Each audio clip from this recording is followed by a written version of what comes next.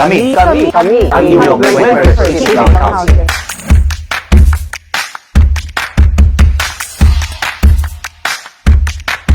I am Attorney Bong Liban, Councilor of the 2nd District of Quezon City.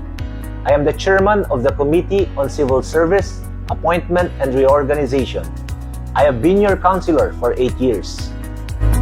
Isang matamis na araw sa aking mga kabarangay sa lungsod ng Quezon. Nandito po ang inyong choice ng masa, suite ng bayan, at ang inyong pong kinatawan sa konseho ng Distrito 2. At kasalukuyan pong chairperson ng Committee on Tourism, Cultural Affairs and Heritage ng 21st City Council. Ako po si Konsehala Kendy Medina. I am proud to be elected for more than a decade. Magandang araw po. I am Councilor Fernando Miguel Mikey Belmonte, and I am the Chairman on the Committee on Trade, Commerce and Industry. And I have been your Councilor serving for 2 years now.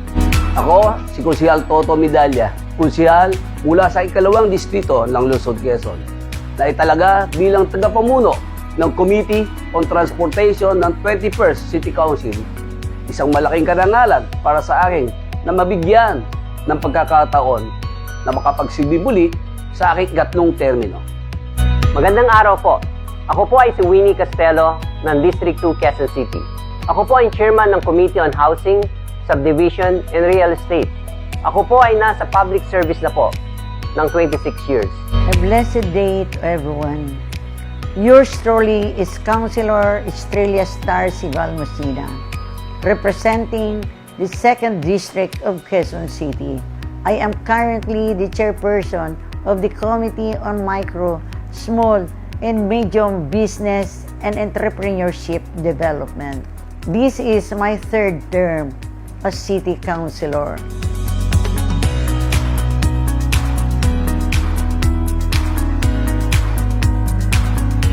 It was my father, Attorney Gody Liban, a former barangay kagawad, a former barangay captain, and a former city councilor who inspired me to enter public service. Naalala ko noon, nung bata pa ako, napakaraming pumupunta sa aming bahay upang humingi ng tulong, lalong-lalo na ng serbisyo ng isang abogado. Kaya naman, gusto ko rin maging abogado tulad ng aking tatay at makatulong sa mga problemang legal ng aking mga nasasakupan. At nung ako'y naging abogado, naisipan ko naman na pumasok sa serbisyo publiko. At diyan nagsimula ang aking karir bilang serbisyo publiko. Dahil sa maalab na suporta at pagmamahalan ng aking pamilya, kaibigan at nasasakupan, ay nangingibabaw pa rin ang aking kagustuhan na makatulong at maging bahagi ng tunay na pagbabago. Naging inspirasyon ko as a public servant ang aking lolo na si former Councilor Ray Medina at ang aking ama na si Councilor Eric Ray Medina, kung saan nakita ko kung paano magsilbi ng puno ng pagmamahal. Spiritual advisor Father Perez of UANP told me, the true path to fulfillment is not that which is for personal gain. Rather, it is service to others. This really struck me, eventually leading me to commit myself in public service. I began work in the government as legislative staff under Congressman Kit Belmonte of District 6. Under his office, I was first tasked to regularly sweep the streets of Congressional Avenue and do estero cleaning for 2 months. It was admittedly arduous and physically draining. Every day I asked myself, of all possible tasks, why was I asked to sweep the streets and clean the esteros? While I questioned his methods at the time, the civil servant in me pushed me to keep on with it. Later on, I realized why this task made me see firsthand and on a daily basis kung paano ang buhay nating mga nagseserbisyong publiko. And this gave me a good understanding kung ano ang dapat na dala nating perspektibo para mas maging pakipakinabang ang ating mga programa at polisiya para sa nakararami. The strong passion and desire to serve the marginalized and the poor are the main reasons that inspired me to serve the government and the general public. I also wanted to continue the legacy of my dad, the late Councilor Miling Castelo, who served with utmost distinction and conviction and humility until his demise. The determination to serve was all the more enhanced when I got shot by a sheriff while I was trying to help informal settlers defer a demolition in Pasong Tamo, Quezon City in 1995. It was my husband, Felicito A. Balmacina, who inspired me to enter public service.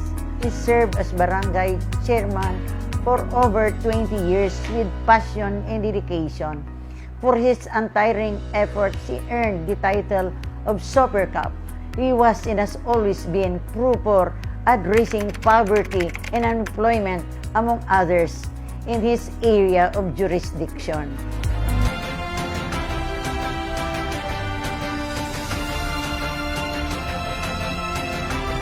As a lawyer, I provide free legal service to indigent persons. I am a firm believer of what President Ramon Magsaysay once said, that those who have less in life should have more in law. I have caused the establishment of daycare centers in our district, distributed daycare books, elementary and high school books and modules to help improve the quality of education in our respective district. I have caused the establishment of health centers in our district to provide indigent persons of easy access to healthcare services in their respective barangays. I emulate your strong determination to bring service to the people with care, compassion, transparency, and empowerment. Naging bantaman sa aking kalusugan ang pandemic, ngunit patuloy pa rin ang aking care para sa masa programs katulad po ng pamimigay ng food packs. Tayo rin po ay namigay ng mga food carts sa mga solo parents. Namigay din po tayo ng mountain bikes sa mga residente ng Distrito 2. At patuloy po ang ating pong pamimigay ng financial assistance katulad po ng medical, burial, at tayo rin po ay may scholarship program para sa ating pong mga estudyante.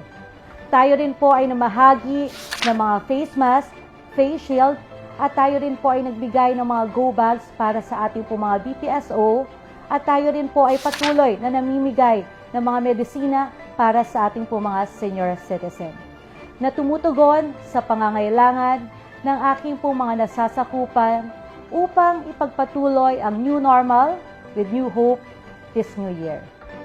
As my banner advocacy, I aim to promote 3 Ks, namely kabuhayan, kalusugan, at kalinisan. The measures I've championed aims to provide incentives to businesses, especially for the micro and small enterprises. Ordinance on Quezon City safe cycling and active transport, and resolutions ensuring the decent in-city housing programs for the urban poor communities. In consonance with legislative work, I have also engaged in complementary programs and projects such as the free maintenance medicine program, which benefits senior citizens and children, providing them a sustained supply of maintenance medicines and food supplements. Second, as an affirmative response to the reduced incomes of households due to the pandemic, I have introduced the Masaganang Bukas Farmville or MB Farmville. This is to promote community-level food security among households in, of course, my district, the 2nd District of Quezon City. And this focuses on promoting food self-sufficiency in communities through backyard or communal vegetable farming and agro-enterprise. To aid our labor sector, particularly those from our informal economies, I have initiated a Bike for Livelihood program to provide free bicycle units to qualifying indigent beneficiaries. They also receive startup businesses retailer kits and smart pocket Wi-Fis to aid them in their day-to-day work. And lastly, I am proud to say that as soon as lockdown was declared on March 15, 2020, my team was the first responder to the needs of our communities, having started relief efforts the day after lockdown was announced. Since then to this current day, we were able to reach roughly 120,000 families at patuloy pa rin tayong umiikot at nagpapaabot ng ayuda sa ating mga kadistrito. I have been in public service for 18 years. 18 taon na tayo po ay naglingkod at nakapaglaan ng panahon upang sikaping maiangat ang antas ng pamumuhay ng ating mga taga-lungsod Quezon, partikular na po sa aking distrito. Ilan sa ating mga pangunahing abukasya ang paniniguro sa sapat na kabuhayan ng ating mamamayan, lalo na ngayong panahon ng pandemya. Kasama dito ang pagpapasa ng mga ordinansa gaya ng pagtatag ng tanggapan ng ating pamahalaan upang sumuporta sa maliliit na negosyo na ngayon ay kinikilala na Small Business and Cooperatives Development Office. Kasama dito ang tuloy-tuloy na livelihood training na nagbibigay ng kaalaman sa ating mamamayan upang makapagsimula ng sariling maliit na negosyo. Kabilang din sa ating mga pangunahing programa ay ang pagsuporta sa pamilya. Masasabi ko na libo-libo ang ating natulungan sa pamamagitan ng libreng kasalan bayan. Kaya naman tayo po ay tinawag at tinaguriang ninong ng bayan at kumpare ng bayan. Ang pagsuporta sa ating mga mag-aaral ay patuloy din nating ginagawa sa pamamagitan ng pamamahagi ng materials mula sa daycare center hanggang sa elementary school students at patuloy din ang ating pong scholarship program para naman sa mga nasa kolehiyo. Dama natin ang pagsubok na dala ng pandemic. Ang inyong pong lingkod ay mismo po ay nagkaroon ng COVID-19. Kaya naman alam ko ang bigat ng pagsubok na ito. Sinisiguro ng ating tanggapan na walang patid ang pamahagi ng ating abot makakaya at tuloy-tuloy na pamamahagi ng food packs, bigas, hygiene kits at gamot sa mga nangangailangan ay ating isinasagawa. At ngayon, ano ang ating gagawin bilang legislators ng Quezon City Council? Number 1, edukasyon. Kailangan natin paigtingin na magkaroon ng sapat na aral at dunong ang ating mga kababayan. Number 2, kabuhayan. Naghihirap ang taong bayan. Bigyan po natin sila ng paraan at oportunidad iangat ang kanilang mga sarili. At ngayon, nakakalungkot may pandemya. Pero, nandiyan na ang ating problema. Huwag tayo sumuko. Dapat magtutulong-tulong po tayo dito. Kaya kami po, sa aming opisina, patuloy po ang pagbibigay po namin ng ayuda. Day 1 pa lamang po, kahit na delikado sa aming buhay, kahit mapanganib sa aming kalusugan, tuloy po ang ating pagbibigay ng food bank, ng grocery wheels, community pantry, sapagkat yan lamang po ang solusyon na mabigyan natin hindi lang pagkain, kung hindi pag-asa ang taong bayan na napakalungkot at naghihirap ngayon. Panghuli at pinakaimportante, sapagkat ito po ang problema ng ating distrito, palupa. Kung ang lupa po ay lupa na pribado, kausapin natin ang may-ari ng lupa at kumbinsihin po nila na huwag nang paalisin ang taong bayan. Ngayon kung ang lupa naman ay pamalan, subukan natin kusapin ang gobyerno na gawin na po ito pabahay sa mga mahirap. Having been exposed to the miserable condition of thousands of residents in District 2, I am staunch advocate of job creation through entrepreneurship. Poverty alleviation has always been my platform of government. The ordinances and resolution which I authored addressing the needs of the informal sector has given rise to many of my programs and projects now being implemented in the 5 barangays of District 2. Among these are livelihood development through skills training and business management seminar, and capital assistance from financing institution through referral system. Various home-based micro-businesses were developed. With the support of the city mayor, I partnered with the Barangay Holy Spirit Health and Wellness Program with the provision of a mobile clinic that provides free health services to District 2. Organized by the Honorable Mayor, I actively supported the promotion and implementation of vegetable farming in barangays Bagong Silangan, Payatas, and Holy Spirit. Magtulong-tulong po tayo para sa ikaunlad ng Lungsod Quezon. I am deeply grateful to the trust and confidence given to me by my constituents, and I promise myself to be more productive, resilient, and dynamic in every providing services every day. Muli po, ito po ang Sweet ng Bayan, Choice ng Masa, Candy Medina. As the representative of District 2, I enjoin all of you to join us in building our city's path towards greatness.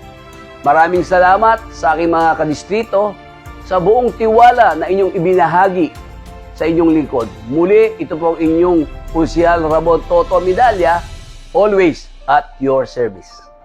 The need to provide decent housing for the poor should be a lifetime passion. Lubos akong nagpapasalamat sa inyong lahat na mga pinaglilingkuran ko sa Distrito 2, sa inyong pagtitiwala at pagmamahal. Maraming salamat din sa aming mabait at manawaing Vice Mayor Gian Soto at siyempre naman sa minamahal at tinangaan kong Mayor Joy Belmonte. Taus-pusong pasasalamat ang ipinaaabot ko sa inyo. Hindi ko po malilimutan ang lahat ng suporta ninyo sa akin. Kami ay kawani ng gobyerno. Handang maglingkod at tumugon sa mga pangangailangan ng aming nasasakupan. Bilang inyong mababatas, Kami ay nagkakaisa sa aming layunin. Serbisyo para sa bayan. Minamahal naming Q-citizens. Kaisa ninyo kaming lahat. Tungo sa magandang kinabukasan ng lungsod Quezon. our shared involvement to public service Only proves that our obligation lies among the people. As your counselors, counselors, We remain committed to serve you. Kami kami kami Kami ang ang inyong inyong 21st 21st City City Council. Council.